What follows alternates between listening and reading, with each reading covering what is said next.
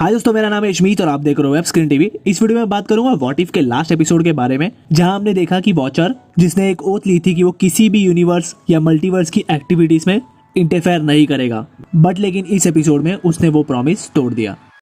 Won't you take me home? Give me reason why.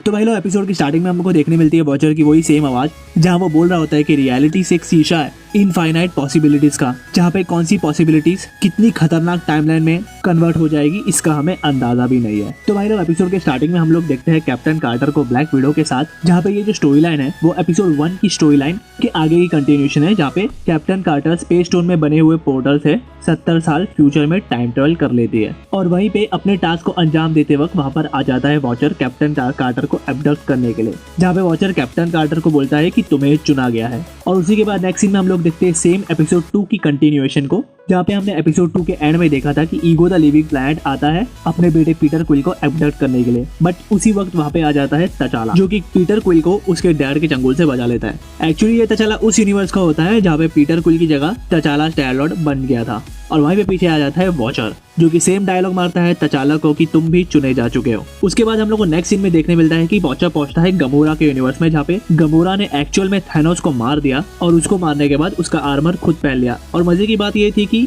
ये timeline में हम लोग को देखने मिला कि गमोरा के साथ आयरन मैन भी मौजूद था, जहाँ पे आयरन मैन ने गमोरा के साथ मिलकर इन दोनों ने बनाया था इन्फिनिटी स्टोन ब्रेकर, और वहीं पे वॉचर आके गमोरा को भी कर लेता है एब्डक्ट। और उसी के साथ से हम लोग को देखने मिलता है कि वॉचर जो है किल मॉन्गर को भी एब्डक्ट करता है, ठीक उसी जगह से जहाँ से एपिसोड 6 एंड हुआ था। और ये वो टाइमलाइन थी जहाँ पे किल मॉन्गर ने आयरन मैन को मारा था, और शुरू जैसे ही दीवार ब्लास्ट करके किल मॉन्गर के पास पहुंचती है तब तक किल मॉन्गर जा चुका था। और आखिर में हम लोग देखते हैं कि वॉचर करता है एब्डक्ट पार्टी थॉर को, ठीक उसी जगह से जहाँ से पार्टी थॉर की टाइमलाइन में आया था अल्ट्रॉन। एक्चुअली वॉचर इन सारे लोगों को अल्ट्रॉन का सामना करने के लिए जमा कर रहा होता है, क्योंकि एपिसोड 8 के एंड में हम लोग ने देखा कि वॉचर जो है वो पहुंचता है इविल डॉक्टर स्ट्रेंज के पास उसकी हेल्प लेने के लिए, अल्ट्रॉन से लड़ने के लिए। तो अब अलग अलग मल्टीवर्सेस के लोगों को, तो अलग अलग मल्टीवर्सेस के सुपर हीरो को जमा करने के बाद अब वॉचर उन लोगों को बताता है कि उसने किस मकसद के लिए उन लोगों को चुना है, जहाँ पे कैसे सारे के सारे मल्टीवर्सेस अब खतरे में है अल्ट्रॉन की वजह से, और अब ये जिम्मेदारी उन लोगों पे है जिन लोगों को वॉचर ने चुना है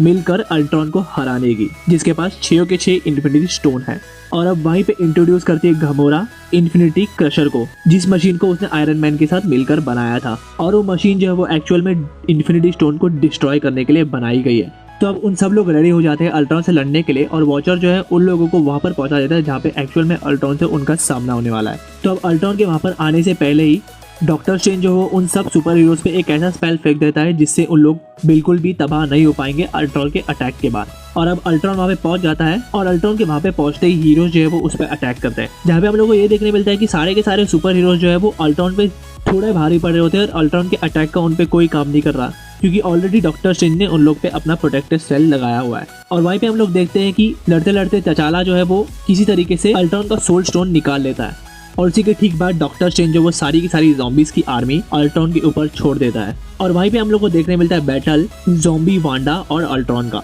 जिसमें साफ साफ देखने मिलता है कि वांडा के अटैक का अल्ट्रॉन पे कोई असर नहीं हो रहा था, और उसी टाइम अल्ट्रॉन जो है गुस्से में वो पूरे के पूरे प्लेनेट को खत्म कर देता है। बट लेकिन ये सब चीज़ वॉचर को ऑलरेडी पता होती है, तो वॉचर ऑलरेडी वहाँ पे उस अटैक से पहले एक पोर्टल बना देता है और उन लोगों को उस पोर्टल से दूसरे प्लेनेट पे ले आता है। और ये वो प्लेनेट होता है जहाँ पे हम लोग ने देखा था एपिसोड 8 में क्लिंट बार्टन को मरते हुए, और ये वही जगह होती है जहाँ पे ब्लैक विडो ने एडम जोला एआई को डिस्कवर किया था। तो अब उस प्लेनेट पे बहुत ज्यादा लड़ाई होती है, जहाँ पे अल्ट्रॉन जो वो पूरी कोशिश करता है सोल स्टोन को वापस अपने हाथ में लेने की, बट लेकिन उसकी हर एक कोशिश नाकामयाब हो रही होती है, क्योंकि डॉक्टर स्ट्रेंज जो वो बहुत ज्यादा स्ट्रांग होता है, और उसके हर एक वार का तोड़ जो है वो डॉक्टर स्ट्रेंज के पास मौजूद होता है। तो आखिर में किसी तरीके से टाइम स्टोन को यूज करके अल्ट्रॉन जो है वहीं पे टाइम को रोक देता है और सोल स्टोन को वापस से अपने हाथ में ले लेता है, जिसके बाद हम लोग को देखने मिलता है कि डॉक्टर स्ट्रेंज जो है वो अल्ट्रॉन के टाइम स्टोन के यूज से उसे बिल्कुल भी फर्क नहीं पड़ रहा है, क्योंकि वो भी एक्चुअली टाइम स्टोन का मालिक है आयफ अगोमोटो के वजह से। तो अब किसी तरीके से डॉक्टर स्ट्रेंज जो अपने अंदर से निकालता है शुमा गौरव को और अल्ट्रॉन को जकड़ लेता है, जिसके बाद सारे सुपर हीरोज जो वो अल्ट्रॉन को टैप कर लेते हैं, और वहीं पे गमोरा जो है वो छोड़ देती है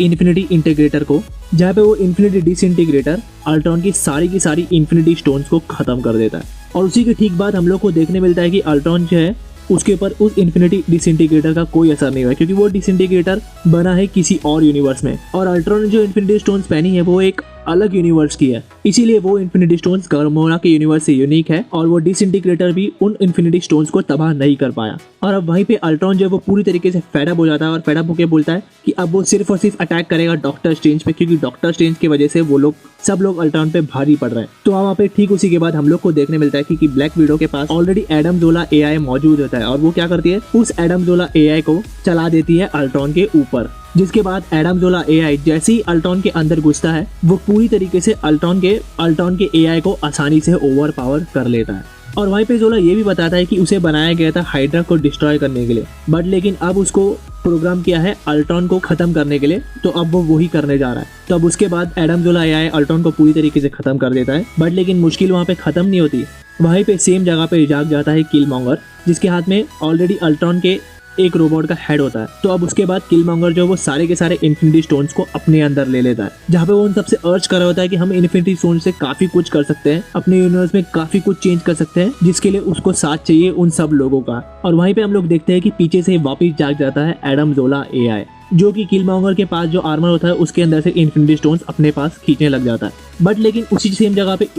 किलमॉन्गर भी जो है वो पूरी तरीके से ताकत लगाता है इन्फिनिटी स्टोन्स को अपने पास खींचने के लिए। ये सब देखे डॉक्टर स्ट्रेंज को ये समझ में आ जाता है कि उन लोग एक्चुअल में अल्ट्रॉन को खत्म करने के लिए नहीं बुलाए गए, वो लोग एक्चुअली इन्फिनिटी स्टोन्स को उस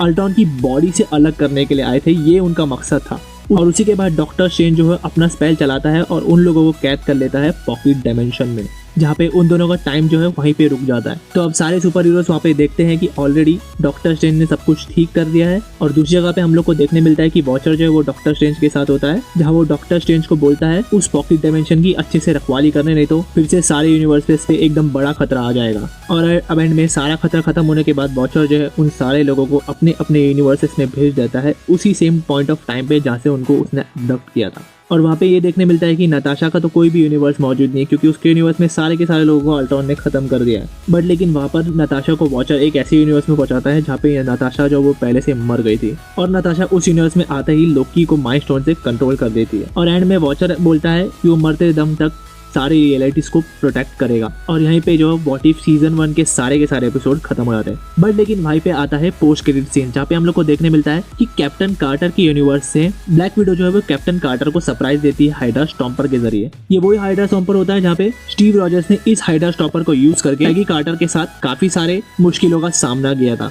और वहाँ पे ब्लैक विडो ये भी बताती कि उस हाइड्रा स्टॉपर में ऑलरेडी कोई मौजूद है, और वहीं पे वो सीन हो जाता है एंड। तो अब इसके आगे अगर हमें कोई स्टोरी देखने मिली तो वो शायद हमें सीजन 2 में देखने मिलेगी। और सीजन 2 में हम सब जानते हैं कि हमें फेज 4 और फेज 5 की स्टोरी के रिगार्डिंग व्हाट इफ के मल्टीवर्सेस देखने मिलने वाले। इसी के साथ जल्दी से ये बीच वाले सब्सक्राइब बटन पे क्लिक कर दीजिए और वीडियो को भी लाइक कर दीजिए। मिलता हूं मैं मेरी नेक्स्ट वीडियो में। और व्हाट इफ सीरीज के एपिसोड्स अगर आप देखना चाहते हो तो राइट वाली वीडियो पे क्लिक कर दीजिए। और अब आगे आगे हॉकाई की सीरीज भी आने वाली है, तो उसके रिगार्डिंग में वीडियो लेके आता रहूंगा, तो चैनल को सब्सक्राइब कर दीजिए। तब तक के लिए टेक केयर, बाय बाय।